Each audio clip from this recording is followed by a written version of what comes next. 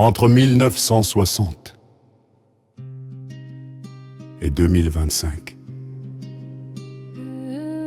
la Mauritanie a traversé le temps. 65 ans de promesses, de silence, de recommencement. Un pays né du sable et de la parole, cherchant sa voie dans le vent du Sahel. 1960, l'indépendance. Mokhtar Ould Daddah, le père fondateur. Un parti, une nation, un rêve d'unité. Le désert s'ouvre à la modernité, les nomades deviennent citoyens. Et Nouakchott s'élève, fragile capitale au milieu du néant. Mais déjà les vents contraires, la pauvreté, les tensions entre morts et noirs, les ombres de l'esclavage qui refusent de mourir.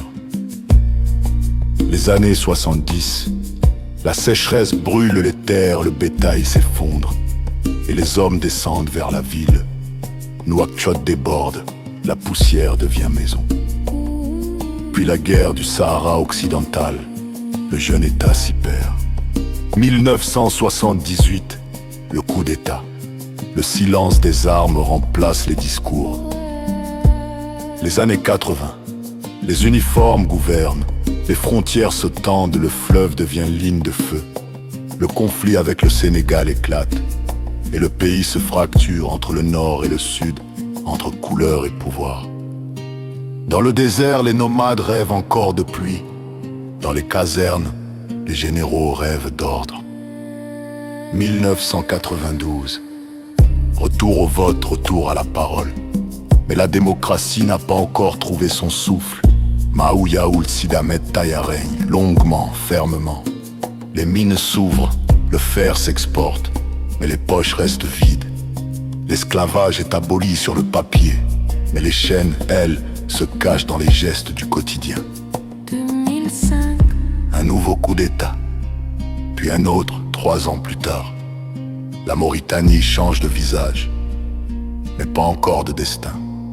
Le pétrole arrive, le gaz s'annonce, les promesses de richesse courent dans les rues. Mais la pauvreté reste là, assise à chaque porte. 2019, enfin, une transition pacifique. Mohamed Ould Ghazouani succède à son ami Ould Abdelaziz. Le pays respire un peu. Les écoles rouvrent, les femmes revendiquent. Les jeunes réclament leur place. Mais les vieilles blessures ne guérissent pas si vite. Inégalité, corruption, lenteur et les nouvelles richesses, mines, gaz, or, promettent le ciel, mais menacent de creuser le sable. 2020. Le monde s'arrête, Covid, confinement, marché vide. La Mauritanie résiste, entre solidarité et foi. Les mosquées ferment, mais les prières montent. Les jeunes inventent des moyens de survivre. 2025. Un pays encore debout, fatigué, mais debout. Les anciens parlent d'unité, les jeunes parlent d'avenir. L'espoir porte encore un nom, dignité. Sur les places de Nouakchott, les poètes récitent le désert. Les rappeurs chantent la justice. Les femmes aratines réclament l'égalité. Les enfants du fleuve apprennent à lire en arabe et en pulaar.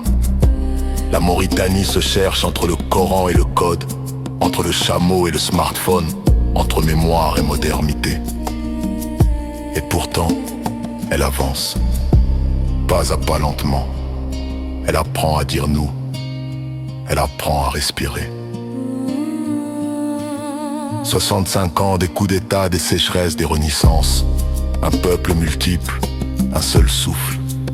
La Mauritanie ne meurt pas, elle s'invente. Chaque jour dans le vent chaud du soir, dans le regard des enfants, dans la poussière des routes neuves.